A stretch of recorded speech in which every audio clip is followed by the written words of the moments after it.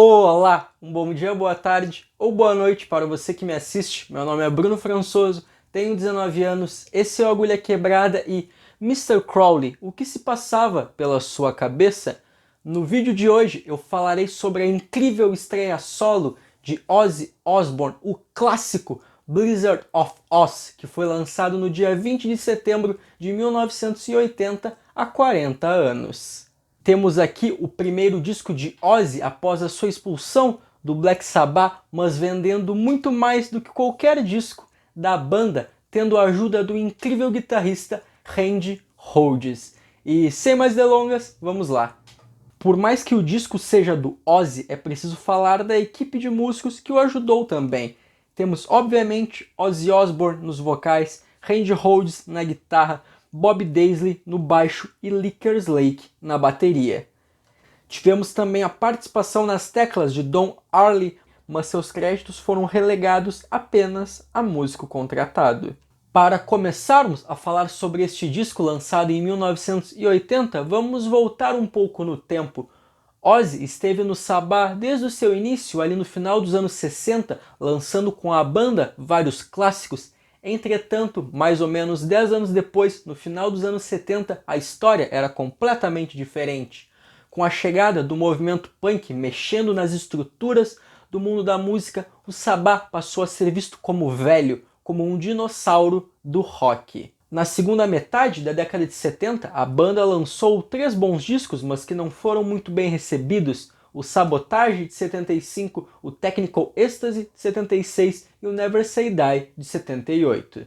Todos no Sabbath estavam muito desanimados, mas principalmente Ozzy Osbourne e Tony Iommi. Ozzy passava pelos seus próprios problemas pessoais, sendo o ano de 1977 horrível para ele. O seu pai, Jack Osbourne, estava com câncer vindo a falecer um pouco tempo depois. O seu casamento com Thelma Riley estava praticamente acabado e Ozzy se afundava cada vez mais nas drogas, além da sua presença no Sabbath sendo cada vez menos desejada por Tony Iommi. E Tony Iommi, vendo o fracasso dos últimos discos, precisava alguém para culpar, e esse alguém virou o Ozzy. Ele não aguentava mais a sua presença no grupo. Pouco tempo depois do término das gravações do Never Say Die, a banda se mudou para Los Angeles, não só para fugir da perseguição da mídia e dos altos impostos britânicos, quanto também para ficar muito mais próximo das decisões do seu empresário, o Don Arden. A gota d'água para Tony Iommi foi um dia em que ele chegou no estúdio para gravar e encontrou Ozzy Osbourne desmaiado e deitado no chão em cima da própria urina. Quem deu a notícia a Ozzy de sua expulsão foi o baterista do Sabbath, o Bill Ward, que junto de Geezer Butler não ficou nem um pouco satisfeito com a notícia. A primeira coisa que Ozzy teve que fazer foi se mudar da casa onde a banda estava morando em Beverly Hills, e o motorista foi chamado para lhe levar ao Hotel Le Parc em West Hollywood, onde um pequeno apartamento tinha sido reservado para ele. Triste. Um paralelo muito interessante de se observar é que, da mesma forma que Ronnie James Dio ressuscitou a carreira do Black Sabbath com o disco Heaven and Hell, o guitarrista Randy Rhoads salvou a vida de Ozzy Osbourne com o disco Blizzard of Ozz. A figura de Randy Rhoads é muito complexa. Desde um cara que queria ser professor e ao mesmo tempo guitarrista, apaixonado por David Bowie e pelo glam rock, e que ficou 5 anos com o Quiet Riot, que não tinha tanto a ver assim com o David Bowie, tentando fazer a banda um sucesso, gravando 2 discos com eles, o Quiet Riot 1 de 77 e o Quiet Riot 2 de 78. Um cara disciplinado que cresceu em um ambiente musical, com os 2 pais sendo professores de música, mas nada o impediu de crescer em meio a brigas do casal e ao mesmo tempo sendo um rebelde nas ruas de Los Angeles. Um cara duro e sensível que ia seguido à igreja. Esse é Randall Williams Rhoads, nascido no dia 6 de dezembro de 1956 em Burbank, ao nordeste de Hollywood, e um dos maiores guitarristas da história do rock, e que mudou o som da guitarra dos anos 80, gravando apenas 2 álbuns de estúdio com o Ozzy e um ao vivo. Um cara que desprezava a fama, preferindo tocar simplesmente por ser um bom músico do que ficar nas luzes da ribalta. Entretanto, com a chegada de Ozzy Osbourne na sua vida, suas vontades não iriam prevalecer por muito tempo. No começo de 79, já era conhecimento de boa parte do meio musical que Ozzy Osbourne havia sido expulso do Black Sabbath. Ele conta que naquele período vivia a maior parte do tempo chapado, reclamando que foi deixado para morrer pelos seus antigos colegas de banda. Ele recebeu mais ou menos uns $90 mil para poder sobreviver e fazia questão de gastar esse dinheiro o mais rápido possível, recebendo diariamente na suíte do Hotel Le Parc o seu traficante particular de cocaína, enquanto ficava sentado em cima de uma pilha de garrafas de cerveja e caixas de pizza. Ele conta que mais ou menos por uns 6 meses ele não abriu as janelas do seu quarto. Entretanto, ele era Ozzy Osbourne, tinha ainda um nome, e a filha de Don Arden, o empresário do Sabbath, a Sharon, viu isso e passou a cuidar dele, sendo agora a sua empresária. Sharon desprezava o seu pai por ter deixado a sua mãe e ir morar com uma mulher muito mais nova em Hollywood, então tentar reerguer Ozzy seria uma maneira de se provar e se libertar do seu pai. Sharon logo chamou o guitarrista Gary Moore, do Thin Lizzy, e o baterista Mark Knauself, da Ian Gillan Band, e Ozzy em seguida foi apresentado ao baixista Dana Strum. Como Dana era muito fã do Sabbath, logo após o primeiro ensaio do grupo no estúdio do Frank Zappa, ele falou para Ozzy que Gary Moore não era o guitarrista ideal para ele e que conhecia o cara certo. No dia seguinte, Dana telefonou para Randy Rhoads perguntando se ele conhecia o Black Sabbath, e Rhoads respondeu que sim, mas que não gostava deles. Mas no fim, Dana conseguiu convencê-lo a ir ao estúdio Dalton Records, onde ele trabalhava, para Randy fazer um teste. Um pequeno parênteses aqui rapidinho. Há várias histórias sobre o primeiro encontro entre Ozzy Osbourne e Randy Rhoads, e aqui eu seguirei a que o Mick Wall colocou no seu livro sobre o Black Sabbath. Na hora do teste, Ozzy começou a beber demais, cheirar umas carreiras de coca, e quando Randy chegou ao estúdio, Osbourne, obviamente, estava chapado. O diálogo que ocorreu foi o seguinte: Randy perguntou o que Ozzy queria que fosse tocado e Osbourne pediu um solo e ficou chocado com o que ouviu, contudo, ele acabou desmaiando. Então Dana, para não perder a oportunidade, carregou Ozzy até a sala de controle e colocou o volume super alto. Quando Randy começou a tocar, Osbourne despertou e lhe deu o emprego. Inicialmente, Ozzy e Randy se estranharam um pouco, como por exemplo, Rhoads não era muito chegado nas drogas, mas o senso de humor dos dois acabou os unindo. Tudo estava se encaminhando para uma banda, para um disco, contudo, quando Ozzy se mudou para a Inglaterra para começar a trabalhar no seu álbum, apenas Rhoads foi com ele. A ideia era conseguir um guitarrista em território britânico, mas Ozzy bateu o pé e insistiu que Randy fosse com ele. Entretanto, Rhoads não queria dar esse salto tão grande na sua carreira. Na época ele dava aula de música na escola do seu pai e adorava ensinar, mas a sua mãe insistiu para que ele fizesse a viagem e quando ele chegou a Londres em setembro de 79, passou a escrever todos os dias para casa. Assim, novos músicos foram chamados, músicos de peso, como o baixista Bob Daisley, que havia tocado no Rainbow. Inicialmente, quem ficou na bateria foi um amigo de Ozzy chamado Barry Scrange, contudo ele nunca foi cotado de fato para assumir as baquetas, sendo em seguida substituído pelo Dixie Lee, que havia tocado anteriormente com o Lone Star. Contudo, a banda não achou que ele se encaixou muito bem, então o teste foi realizado com Lee Kerslake, ex-baterista do Uriah Heep, e que acabou passando no teste, mas teve que aprender algumas canções que já estavam prontas para o álbum. Teve também a participação nas teclas de Don Arley, que só aparece com o nome lá embaixo nos créditos da capa. Grande parte do álbum foi escrito em Monmouth, no país de Gales, com as composições se alternando entre Bob Daisley e Randy Rhoads. A gravação ocorreu no Ridge Farm Studios entre o dia 22 de março de 1979 até 19 de abril de 1980, alternando entre vários shows. Foi chamado inicialmente para produzir o disco o Chris Tsangarides e Max Norman como engenheiro. Entretanto, a banda não gostou do resultado de Chris e foi substituído por Norman, que infelizmente não recebeu nenhum crédito como produtor na capa do álbum. A ideia inicial do disco, que foi vendida para Randy, para Bob e para Lee, é que esse seria o álbum de uma banda chamada Blizzard of Ozz, e não um disco solo de Ozzy Osbourne. Tanto que o próprio Ozzy afirmava isso, dizendo que o disco era deles também. E todos ali estavam se esforçando de fato para ser uma banda, uma unidade. A dedicação de Bob Daisley e Randy Rhoads ajudaria não só a alavancar, como ressuscitar a carreira de Ozzy Osbourne, e a guitarra de Rhoads iria moldar o som do rock and roll dos anos 80. Bob estava se esforçando tanto para o álbum que Ozzy lhe apelidou de Sid Serious, fazendo referência ao Sid Vicious dos Sex Pistols. Dizem até que Ozzy ficava a maior parte do tempo num bar ali perto e só voltava quando tinha que cantar, mas ele desmente essa história dizendo que ajudou no álbum sim.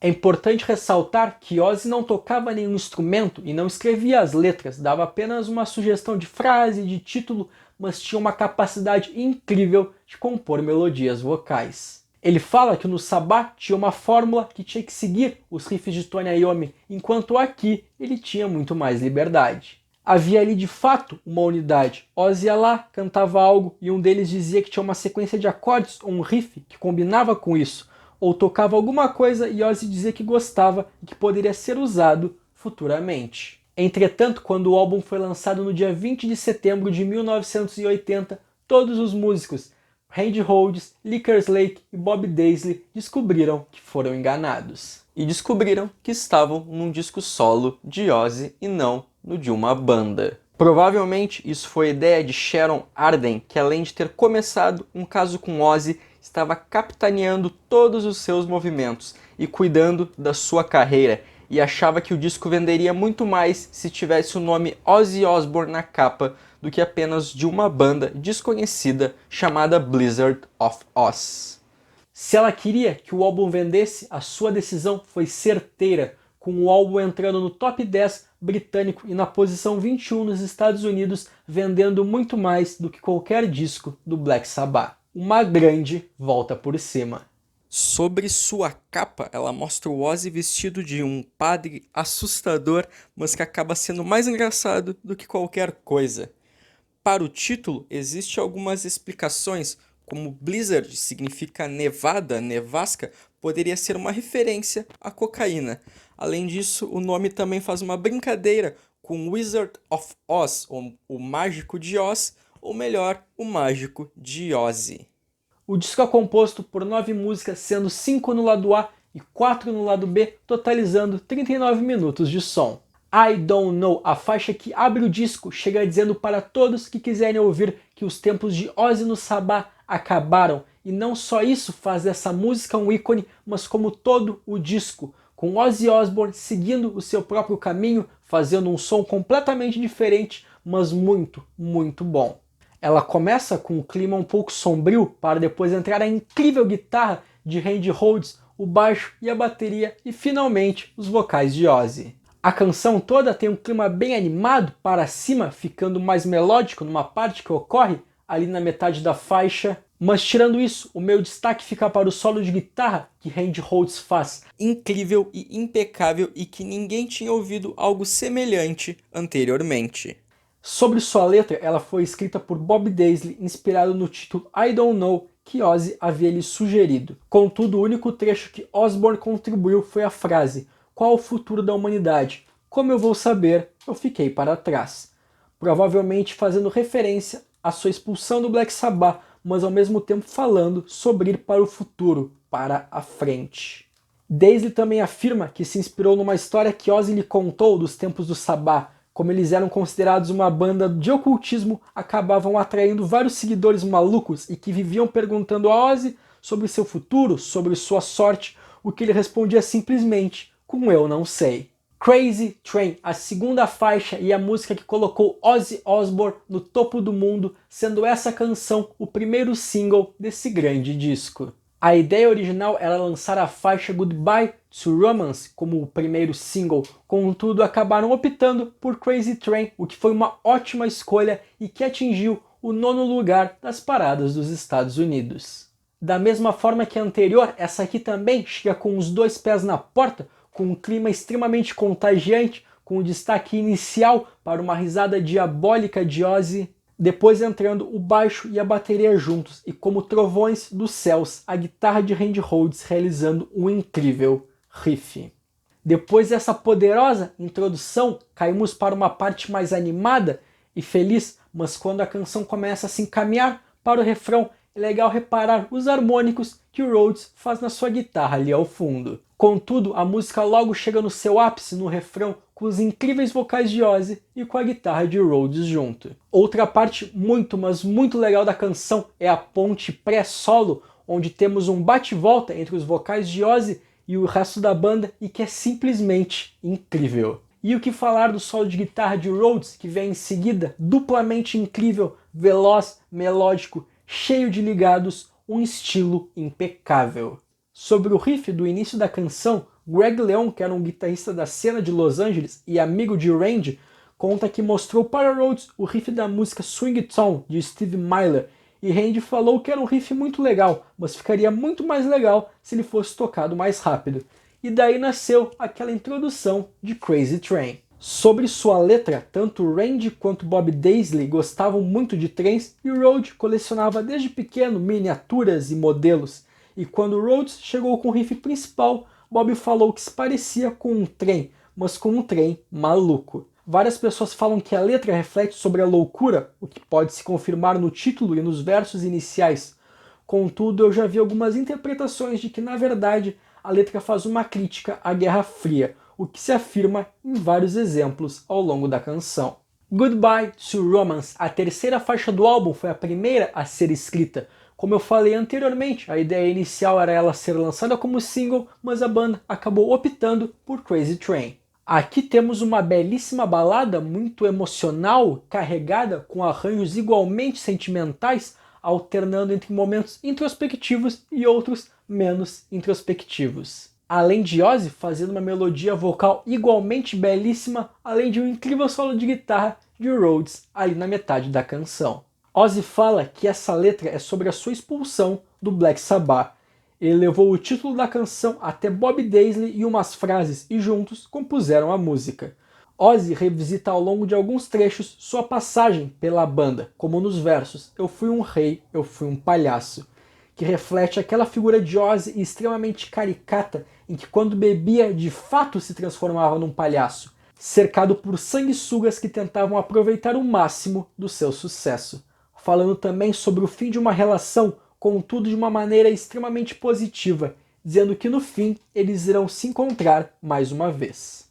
A canção vai terminando com uma belíssima passagem nas teclas tocada por Don Arley, ligando com a próxima música. Dee, a quarta faixa e mais curta do álbum, durando um pouco mais de 40 segundos. Temos aqui uma belíssima peça de violão tocada por Randy Rhoads, mostrando completamente a sua influência da música clássica. E esse Dee do título é a mãe de Rhoads, que ele sentia saudade e queria dedicar a música a ela.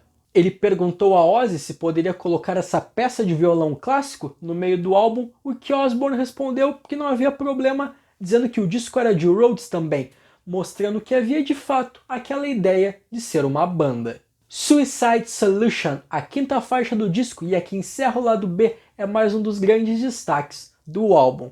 Ela é toda dominada por um clima bem sombrio e bem denso, como nos riffs iniciais, mas ficando um pouco mais melódico ali no refrão e tendo passagens instrumentais nessa mesma ambientação. Contudo, todo esse clima mais sombrio da canção combina bastante com a sua proposta, que é falar sobre o suicídio, mas fazendo uma analogia ao uso do álcool, como se a bebida fosse uma forma de suicídio, mas um suicídio muito lento.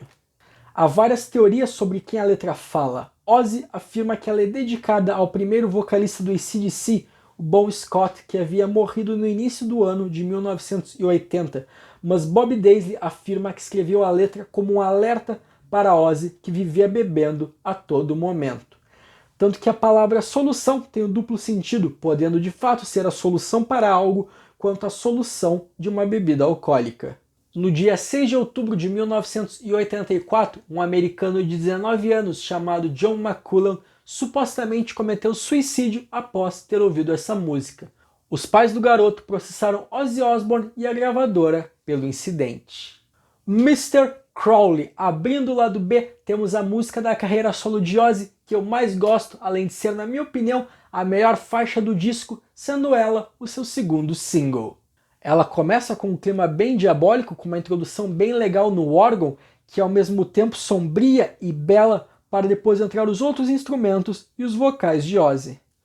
Durante toda a canção temos passagens bem densas, mas tomadas por um incrível virtuosismo na guitarra de Randy Rhoads.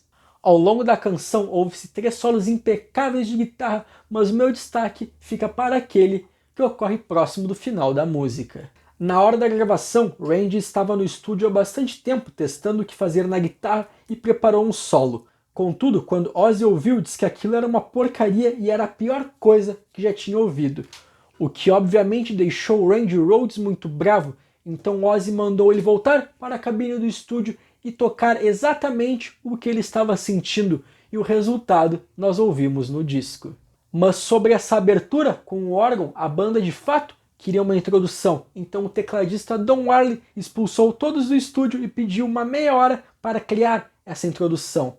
Então quando a banda voltou, Ozzy disse que foi como se Don tivesse plugado algo em sua cabeça e tivesse transformado naqueles primeiros segundos da canção.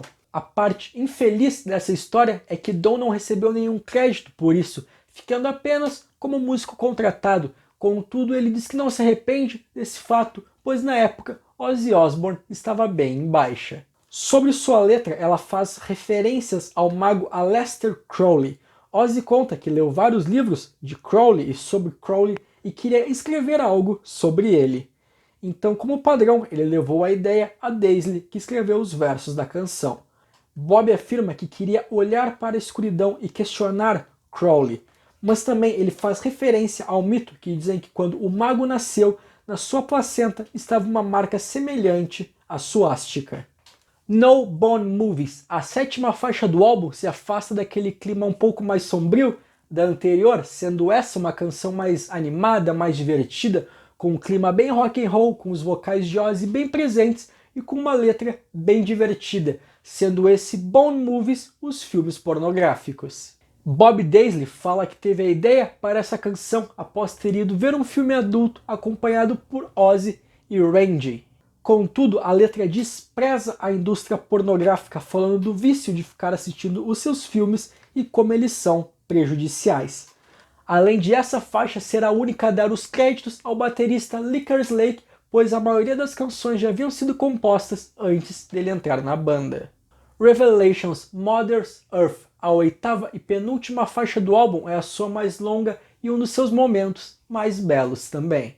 Temos aqui mais uma balada no álbum, alternando entre partes mais calmas, como no início, com um violão clássico, e na metade com uma belíssima passagem no piano, e alternando entre partes mais pesadas com a entrada da guitarra e dos outros instrumentos. Além de que aqui temos mais um incrível solo de guitarra de Randy Rhoads que bate de frente com a sua obra-prima, o solo de Mr. Crowley, no final da canção, nos levando ao ápice rumo ao céu. Ao longo da música temos os vocais de Ozzy bastante carregados e ao mesmo tempo que parece que ele está cheio de dúvidas, também está cheio de certezas. Em alguns momentos da canção, a sua voz sofre com alguns efeitos. Sobre sua letra, Bob Daisley fala que alguns versos foram tirados do livro do Apocalipse da Bíblia, mas também ele estava ouvindo a música Mother do disco Plastic Ono Band do John Lennon. Quando a banda estava gravando, Ozzy chegou e simplesmente disse mãe, da mesma forma que a música de Lennon. Então Daisley escreveu uma letra sobre os perigos de destruirmos o nosso planeta. Still Away the Night, a 9ª e última faixa do álbum, começa imediatamente após o término da anterior, indo agora para um caminho muito mais agitado e direto. Temos uma música tomada de riffs bem rápidos, bem agitados, bem para cima, além de um solo de guitarra bem legal na metade da canção. Sobre o riff que ocorre na metade da música, ele é bem semelhante ao de Break Up It's a Heartache, do Quiet Riot, a antiga banda de Randy Rhoads, e o que abre a faixa é até também um pouco parecido com o de Suicide Solution.